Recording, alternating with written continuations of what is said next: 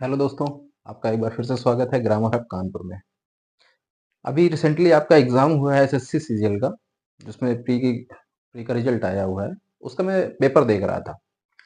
हालांकि अभी तक मैंने पार्ट्स ऑफ स्पीच पूरे नहीं कराए हैं, लेकिन जितने भी कराए हैं उसमें से एक तो जैसे आया था नीदर ऑफ और ईदर ऑफ का जो एरर दिखाया था मैंने कि ऐसे पूछे जाते हैं एग्ज़ाम, डिक्टो पूछा गया है।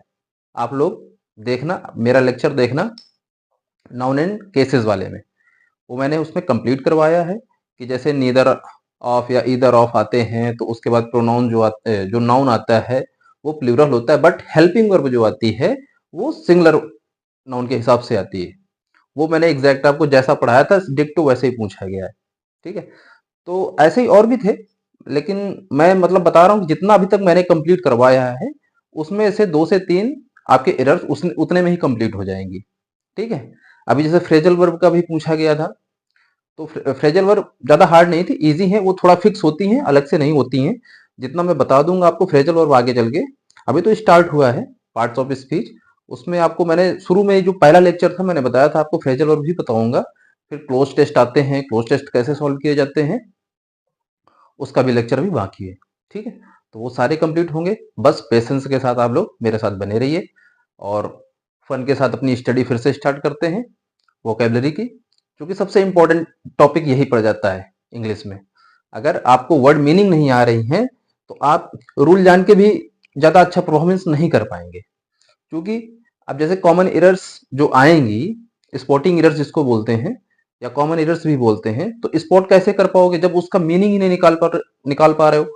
तो बहुत सारी चीजें वर्ड की ऐसी होती हैं सेंटेंस में कि अगर वर्ड का मीनिंग नहीं जान रहे हो, सॉरी, वर्ड का अगर मीनिंग आप नहीं जान रहे तो उसका अर्थ नहीं निकाल पाएंगे, और जब अर्थ नहीं निकाल पाएंगे तो वहीं पर आप धोखा खा जाएंगे कि इसमें एरर क्या है।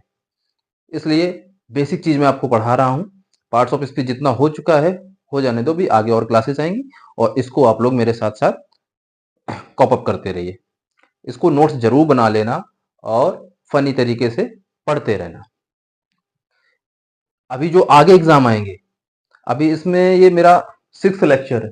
ठीक है, अभी कोई भी एग्जाम आएगा, अभी बहुत ज्यादा मैंने इसमें वर्ड मीनिंग नहीं पढ़ाई है। हो सकता है कि 150 से 200 के बीच ही पढ़ाई हो। उसमें से आप देख लेना कम से कम 30 से 40% वर्ड मीनिंग इसी से फंस जाएंगी। अभी मुझे कंप्लीट करवानी है 2 से 2,500 वर्ड मीनिंग, लेकिन इसी में फंस जाएंगी। 30% तो आपकी कहीं नहीं गई है। ठीक है, तो आप मेरे साथ बने रहिए, मजा आने वाला है। चलिए स्टार्ट करते हैं आज का लेक्चर। फर्स्ट वर्ड है हमारा वेनियल। वेनियल क्या होता है? क्षमा करने योग्य। इसको दूसरी वर्ड मीनिंग क्या बोल सकते हो? फॉरगिवेबल। फॉरगिव होता है ना, फॉरगिव मतलब क्षमा कर देना, तो फॉरगिवेबल इसका सिनोनिम हो जाएगा वेनियल। अब देखो इसको हम कैसे कोडवर्ड बनाएंगे कि हमको याद रहे। थोड़ा आप जॉली नेचर में आ जाओ, जॉली मूड में आ जाओ। कोई भी टेंशन हो दिन भर की एक साइड में रख दो आप। ठीक है, अब आप हमारे साथ हैं। ये हमको आपके 20 से 25 मिनट केवल मेरे साथ आपके साथ इंटरेक्शन होना चाहिए। दुनिया भर की चीजें भूल जाओ और बस थोड़ा जो है तो आप इंजॉय करने वाले हो आप। अब देखिए वेनियल, वेनियल क्या होता है? अब इसको हमने कीवर्ड बनाया, वे लोग जिनके नेल, ठीक है, वे लोग जिनके नेल्स, वे लोग जिनके नेल्स बड़े होते हैं क्षमा करने योग्य हैं। अब भाई जिनके नेल्स बड़े हैं, अब मान के चलो तुम्हारा कोई दोस्त है, उसके नेल्स बड़े हैं और वो तुमसे लड़ने आ गया। ठीक है, उसने कोई गलती की थी, तुमने उसको अपशब्द बोल दिए, स्लैंग लैंग्वेज उसके लिए यूज कर दी, तो वो तुमसे लड़ने आ गया। लेकिन तुमने क्या देखे, उसके जो है लंबे लंबे नेल्स हैं। ठीक है, अब तुमने डर बस क्या सोचा कि यार इसको हमको माफ कर देना चाहिए। ठीक है, तो आपने उसको माफ कर दिया। वही इसमें बनाया गया है, वे लोग जिनके नेल्स बड़े बड़े होते हैं वो क्षमा करने योग्य होते हैं। ठीक है, तो मैंने आपको एक स्टोरी बता दी, वे लोग जिनके नेल, ये हमारा कीवर्ड हो गया, बड़े होते हैं। कैसे हैं? आप क्षमा करें चाहे ना करें, चाहे डरवस करें, आपको करना पड़ेगा, नहीं तो वो आपको नोच लेगा। ठीक है, खून निकाल देगा। नेक्स्ट देखिए ब्रेजन। ब्रेजन क्या होता है? असभ्य। ठीक है, असभ्य को सिनोनिम्स बना सकते हैं ऑडेसियस,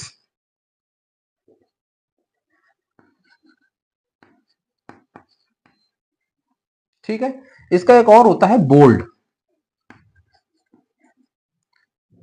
ऑडेसियस। अब इसका जो है तो पता नहीं किस हिसाब से इसको सिनोनिम रखा जाता है, क्योंकि ऑडेसियस मतलब साहसी भी होता है, बोल्ड होता है, ठीक है। असभ्य का भी सिनोनिम आता है कई जगह पर, मैंने देखा है इसको कि ब्रेजन की जगह पर ऑडेसियस उसका सिनोनिम माना गया है। तो आप लोग इसको याद कर लेना। अब है तो है वर्ड मीनिंग भाई, बोल्ड। अब इसको कैसे बनाए, ब्रेजन, ठीक है। ब्रे ब्रे राजन निकल रहा है मुंह से, तो बी से हो गया बहरे राजन, मतलब राजन, राजन मतलब राजा से संबंधित है, बहरे राजन, ठीक है। तो बहरे राजन बहुत असभ्य है। कोई राजा था, ठीक है, वो बहुत कम सुनाई पड़ता था उसको।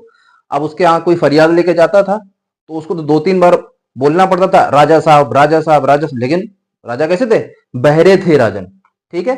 अब 2 बार बुलाया, 3 बार बुलाया, राजा जी नहीं सुन रहे, तो सामने वाला क्या बोलेगा, राजा बहुत असभ्य है यार, सुनता नहीं है, है? तो बहरे राजन कैसा है, असभ्य, ठीक। थोड़ा टाइम दिया करो किसी वर्ड को याद करने के लिए।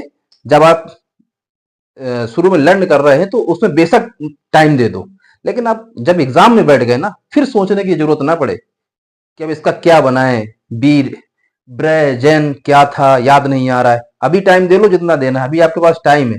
जो टाइम की वैल्यू आप एग्जाम के समय में समझते हैं, वो टाइम की वैल्यू अगर उसका 40% 30% भी अभी आप दिमाग इसमें लगा देंगे ना, तो आपका ये एग्जाम में बहुत ही फ्रूटफुल साबित होगा।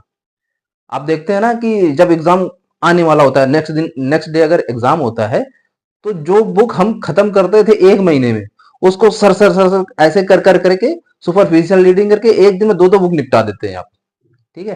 तो उस समय टाइम की जो वैल्यू आप मानते हैं, वो अभी थोड़ा बहुत उस पे उसका एक हिस्सा यहां पर लगा दीजिए।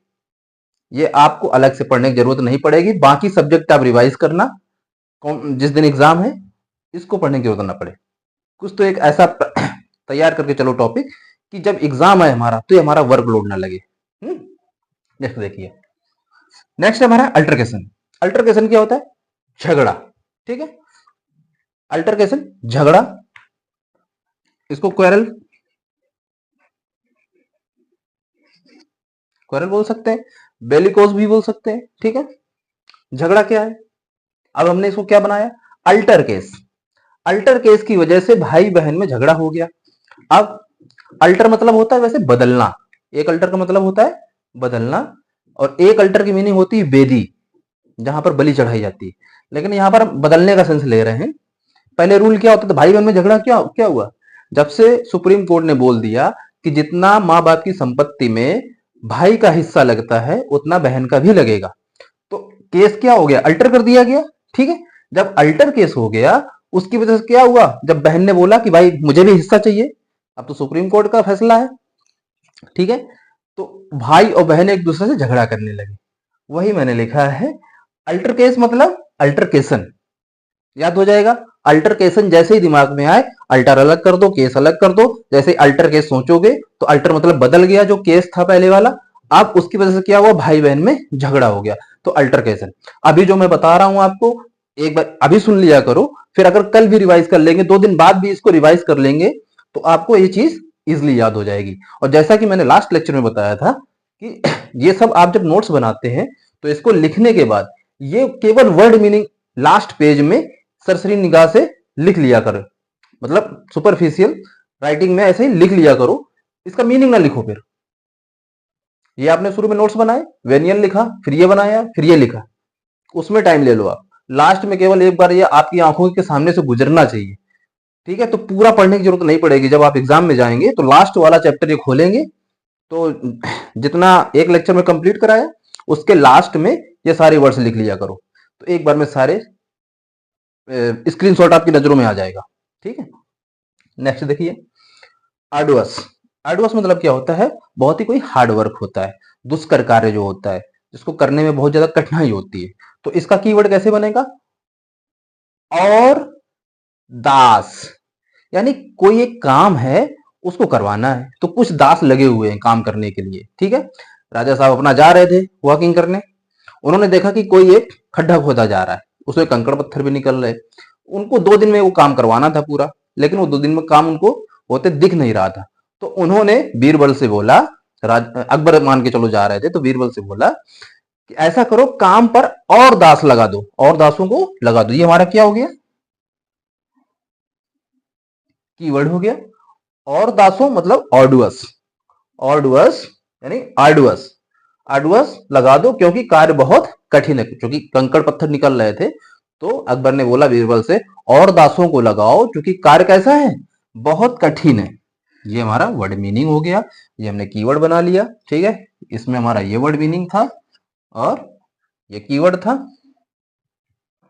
ओके, तो आर्डुअस मतलब कठिन कार्य, आर मतलब और, डुअस मतलब दासों को लगा दो तो कठिन कार्य पूरा हो जाएगा। नेक्स्ट देखिए, रूडिमेंट्री, इसको हार्ड वर्क भी कर सकते हो। ठीक है, रूडिमेंट्री, रूडिमेंट्री मतलब शुरुआती या अल्प विकसित। जैसे शुरुआती भी बोल सकते हैं, अल्प विकसित क्यों बोल सकते हैं, जैसे बच्चा जो होता है तो शुरुआत के दिनों में जो अपना इनिशिएशन लेता है, चलता है फिरता है, उसको शुरुआती बोल दिया गया, या फिर उसको अल्प विकसित भी बोल सकते हैं। तो इसका हमने क्या निकाला, रूड से हो गया रोड, में लिखाई है। ठीक है, रोड में एंट्री, तो एंट्री भी बना दिया, रोड में एंट्री बन गया हमारा। अब इससे हम कुछ एक इमेजिनेशन करते हैं। इमेजिनेशन क्या करेंगे, रोड में एंट्री ध्यान से करना, क्योंकि रोड अल्प विकसित है या शुरुआती दौर में है। जैसे रोड में एंट्री, आप मान के चलो बच्चा आपका कोई है, या छोटा भाई है या छोटी बहन है, आप उसको क्या हिदायत दे रहे हैं कि बच्चा रोड में एंट्री, घर आपका रोड के किनारे है, रोड बन रहा था तो कीचड़ भी होगा मान के चलो, या खड्डे होंगे, आप बोल रहे थे बच्चा रोड में एंट्री मत करना क्योंकि रोड अभी शुरुआती हालत में है, अल्प विकसित है, पूरी तरीके से डेवलप्ड नहीं है। लेकिन बच्चा नहीं मानता है, चला जाता है और खड्डे में गिर जाता है।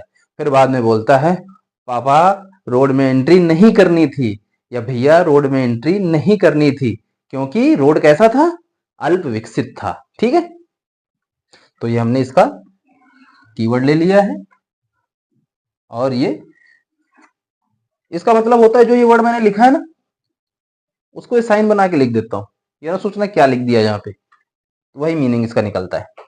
रैटल, रैटल मतलब होता है आवाज करना। ठीक है, नॉइजी होता है। तो अब देखो इसका तो आप लोग बिल्कुल इजीली बना लेंगे, रैट निकलना है। ठीक है, यानी कि जहां पर भी रैट होते हैं वहां पर बहुत सारा शोर करते हैं, आवाज करते हैं। ठीक है, तो आप लेटते हैं जब जिस कमरे में, साफ सफाई आप लोग करते नहीं मुझे पता है, तो बेड के नीचे बहुत सारे आपके रैट रहते हैं और खूब आवाज करते हैं, जिससे आपकी नींद खुल जाती है। तो आपने क्या किया, एक तो रैट में RAT होता है, लेकिन यहाँ तो डबल टी लगी है। ठीक है, तो यानी कि बहुत सारे रैट आ गए यहाँ पे, इसीलिए वो रैटलिंग की आवाज कर रहे हैं। ठीक है, रैटल मतलब आवाज करना, तो इसको क्या बनाया, रैट जहां भी होते हैं आवाज करते हैं। ठीक है, नेक्स्ट देखिए, जियोपार्डी, ये ये जो वर्ड बता रहा हूं जियोपार्डी, एग्जाम का फेवरेट वर्ड है, किसी न किसी एग्जाम में हर साल पूछा जाएगा। एक ये हो गया और एक आर्डुअस हो गया। ठीक है,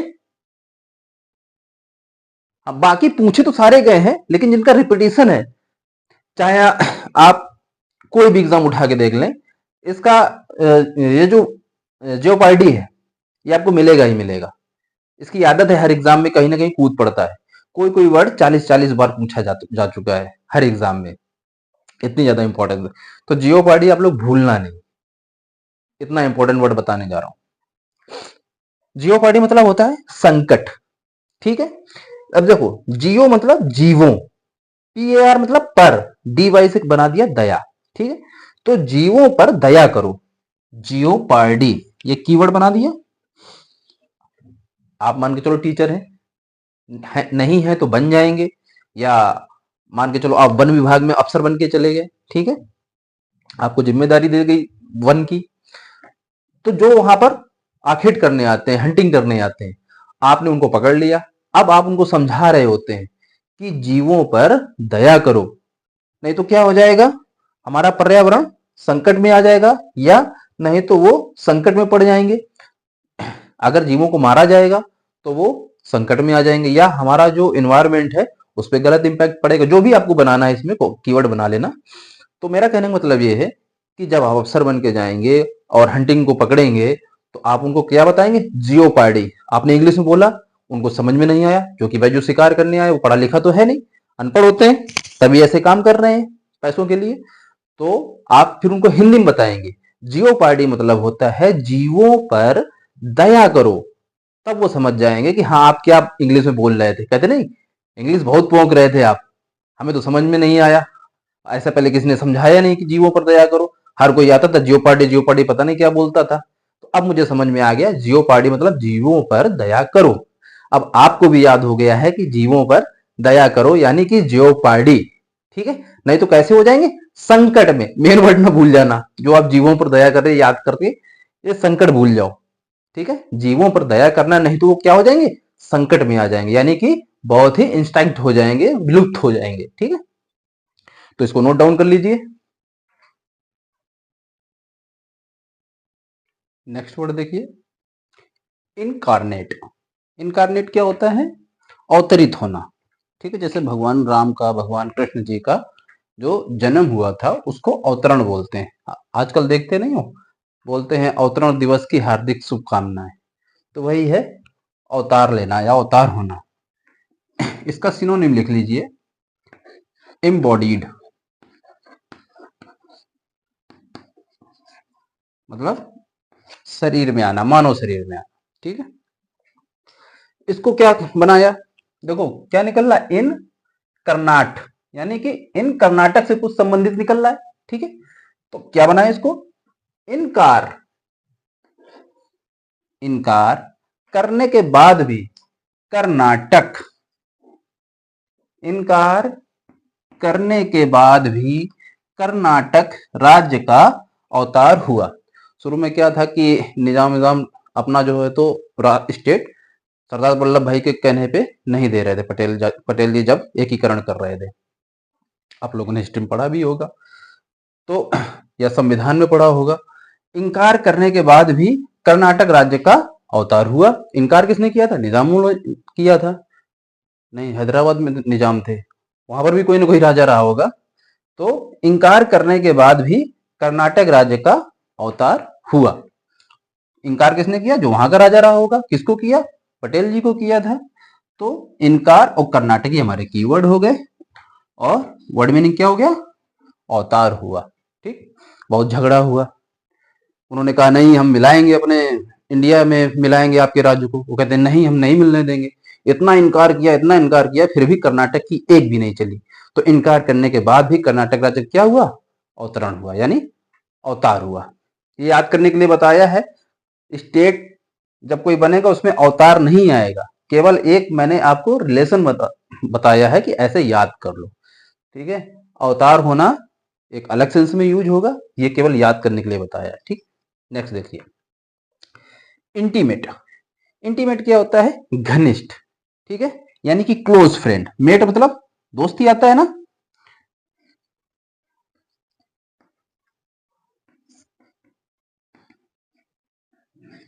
क्लोज फ्रेंड। अब मेट जैसे क्लासमेट हो गए, कोचिंग मेट हो गए, बैचमेट हो गए, ठीक है, इंट्रीमेट हो गए, ये सारे इंटीमेट। ठीक, तो इंटीमेट एक तो और होता है किसी इंटीमेशन देना, वो अलग चीज हो गई। ये इंटीमेट मतलब घनिष्ठ से संबंधित है। तो मैंने क्या बनाया, इंटी मतलब आंटी, मेट मतलब उनकी दोस्त। तो क्या बनाया, आंटी जी की मेट से मेरी बहन के घनिष्ठ संबंध हैं, यानी कि मेरी बहन उनसे ट्यूशन पढ़ती होगी या उनके साथ कुछ ना कुछ काम करती होगी।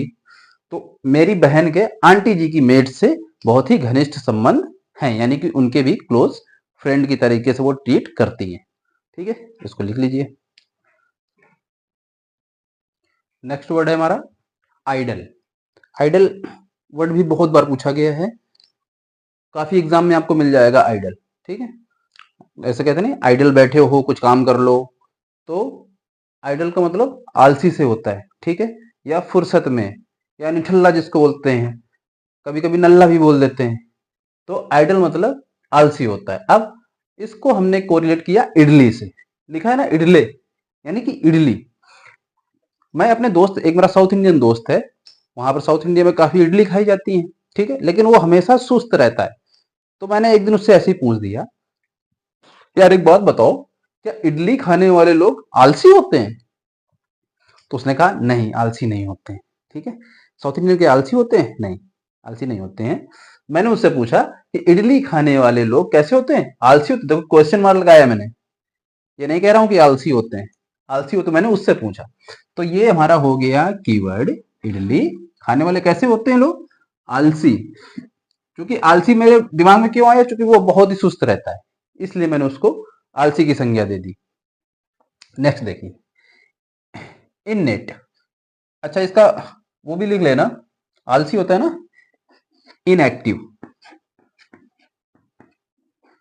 ठीक है। जो एक्टिव ना हो उसको क्या बोल देंगे? इनएक्टिव।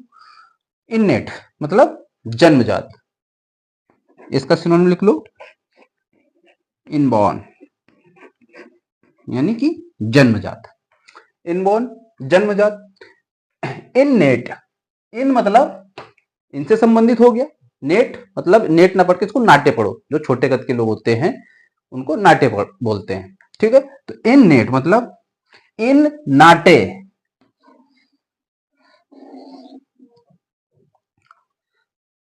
मेरे गांव के बगल में एक जंगल है, इमेजिन करना है नहीं, बोलना है।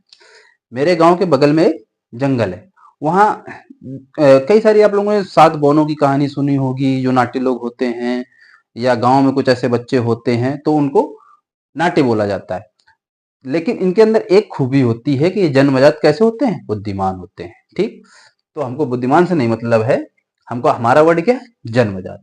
तो इन नाटे लोगों को मैंने जन्मजात से बुद्धिमान पाया है, ठीक। तो नाटे लोग कैसे होते हैं? जन्मजात। अब किसी भी छोटे इंसान को आप देखेंगे कभी भी तो तुरंत आपके दिमाग में इननेट वर्ड आना चाहिए। क्यों? क्योंकि आपको हर चीज में किताब खोल के नहीं बैठना है, आपको कुछ प्रैक्टिकली भी जीना सीखना है और प्रैक्टिकली भी लर्न करना सीखना है। हर चीजें किताब नहीं बताती हैं।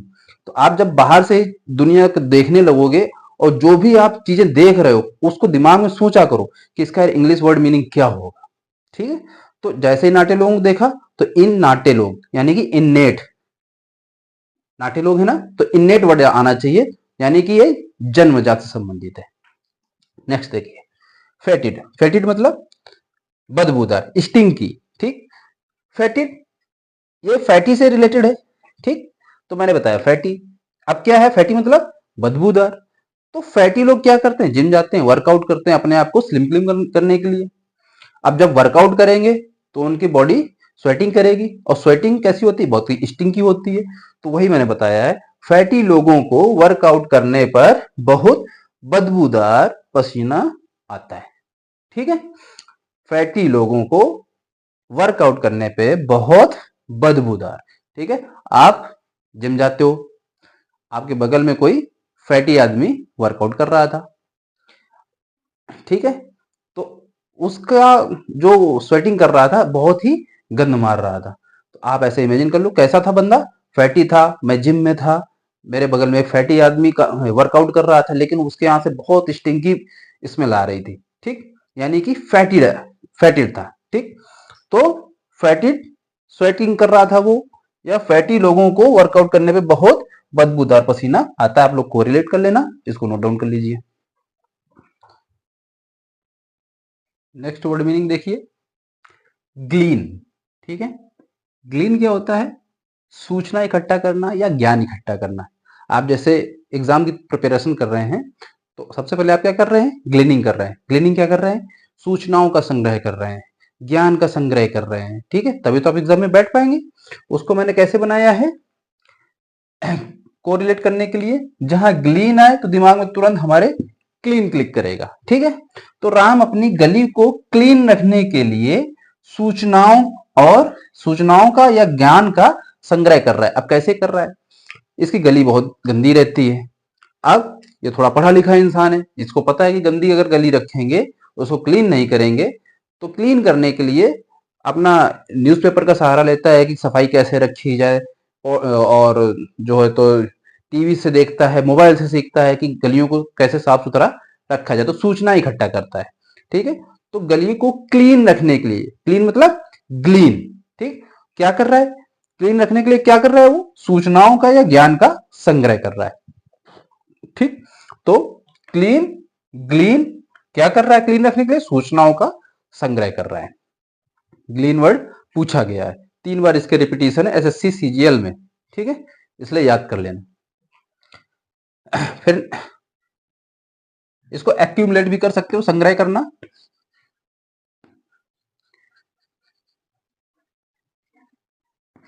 एक्यूमुलेट, ठीक है। और फिर नेक्स्ट हमारा टेम्पोराइज। टेम्पोराइज मतलब टाल मटोल करना, ठीक है, या डिले कर देना, तो टाल मटोल करना। जैसे इसका आप लिख सकते हैं, एक सिनोनिम होता है प्री वैरिकेट या डिले, ठीक। तो चाहे आप ये लिख दो, अगर ये दिख जाए ऑप्शन ऑप्शन में आपको डिले दिख जाए तो भी इसका सिनोनिम हो जाएगा, या प्रीवेरिकेट दिख जाए तो भी इसका सिनोनिम हो जाएगा, ठीक। तो टेम्पोराइज, देखो टेम्पो की आवाज निकल रही है, और राइज मतलब रोज, एक वर्ड ऐसे और आया था, उसको भी राइज जहां निकल रहा था उसको रोज से कोरिलेट किया था। तो हमने इसको क्या बनाया है, आप लोग अक्सर देखते होंगे कहीं एग्जाम देने गए तो रात हो गई या दिन में ही आपको ऑटो बुक करना पड़ता है, ठीक है। तो जब ऑटो वाले से आप लोग बोलते हैं कि मीटर ऑन कर लो, तो मीटर ऑन नहीं करता है, क्योंकि मीटर में उसके पैसे कम बनते हैं, और वैसे ही आपसे बोल लेगा बुक कर लो, आप एक साथ बुक कर लो, 300 रुपए दे दो, 250 रुपए दे दो, 200 रुपए दे दो, तो बुक करके ले जाता है, लेकिन मीटर ऑन नहीं करता है, क्योंकि उस मीटर में उसको घाटा होता है। फिर जब कोई कंप्लेन कर देता है तो वो कहता है ठीक है हम अगले दिन से कर लेंगे, लेकिन फिर भी अगले दिन टाल मटोल लोगों से वो करता है। तो वही हमने निकाला है टेम्पो वाले रोज, ठीक। टेम्पो वाले रोज क्या करते हैं, मीटर चलाने में टाल मटोल करते हैं, यानी मीटर नहीं चलाते हैं। तो टेम्पोराइज जहां भी वर्ड आपको मिलेगा, आप लोगों को टेम्पो वाला एग्जाम्पल सेट कर देना है। वो क्या कर रहे थे टेम्पो वाले, टाल मटोल कर रहे थे। आप बार बार बोल रहे थे भैया मीटर ऑन करो, आप बोल, लेकिन क्या कहता अभी कर देंगे कर देंगे, नहीं बुक करो भैया, ठीक है, तो वो टाल मटोल करते हैं। ओके, नेक्स्ट देखिए थ्रिफ्टी। थ्रिफ्टी मतलब होता है कंजूस, यानी कि माइजर। माइजर आप लोग वर्ड पढ़ चुके होंगे, ठीक। माइजर मतलब होता है कंजूस। अब इसको कैसे, 350 ऐसे निकल रहा है ना वर्ड कुछ, 350। अब आजकल के जमाने में जैसे कोई दिल्ली में पढ़ाई कर रहा है या कोटा में पढ़ाई कर रहा है, पटना में, इलाहाबाद में बच्चे जाते हैं। अब एक दोस्त बहुत कंजूस था, उसके 350 रुपीज से ज्यादा महीने में खर्च नहीं होते थे। Is it possible to spend 350 rupees now it is for a month? It will be very difficult life, ठीक है। तो अब सारे दोस्त बोलते हैं यार तुम्हारे पास पैसा ही नहीं रहता है, जब जब पैसे के लिए बोलो आप जो हो तो मना कर देते हो। 350 से ज्यादा भी खर्च करने होते हैं, मेरा देखो 3000 खर्च होता है, 2000 खर्च होता है, लेकिन तुम 350 खर्च करते हो।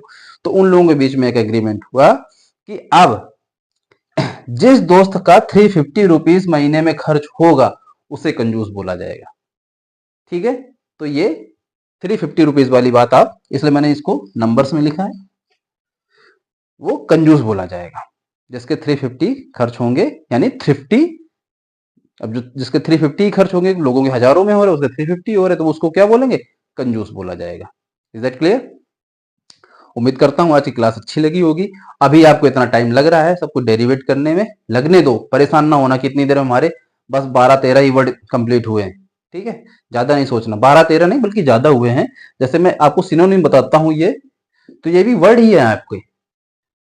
तो एक लेक्चर में अगर आपके 25 मिनट में अगर 25 वर्ड रेडी हो रहे हैं, तो मेरे हिसाब से इससे ज्यादा आप पढ़ेंगे तो हो सकता है बोरिंग भी लगने लगे। लेकिन अगर आप एक बार इतना टाइम लगा देंगे इसको, और बाद में जैसे मैंने बताया कि लास्ट में पेज में लिख लेना, अगर पढ़ लेंगे उसको तो आपके दिमाग में छप जाएगा। स्क्रीनशॉट जैसे मोबाइल में लेते हैं ना, ऐसे ही वर्ड छप जाएंगे, आपको पढ़ने की अलग से जरूरत नहीं पड़ेगी। हाँ, रिवाइज करने की जरूरत पड़ेगी, देखो भूलना भी बहुत जरूरी होता है। अगर भूलेंगी नहीं तो कुछ यादें ऐसी होती, लोग भूलना चाहते हैं लेकिन भुला नहीं पाते हैं। अब ज्यादा उस सेंस में ना सोचिए, अब मैं क्या बोलना चाह रहा हूँ, कुछ अच्छी चीज, अच्छी यादें होती हैं, कुछ बुरी यादें होती हैं। तो भूलना कोई बीमारी नहीं होती है, भूलना भी जरूरी होता है। बुरे समय को भी भूला जाता है, अगर भूलोगे नहीं तो वो बार बार हिट करती रहेंगी आपके दिमाग को, इसलिए भूलना जरूरी है, ठीक है। चलिए आज के लिए इतना ही, मिलते हैं नेक्स्ट क्लास में, तब तक स्वस्थ रहे, अपना ख्याल रखें, धन्यवाद।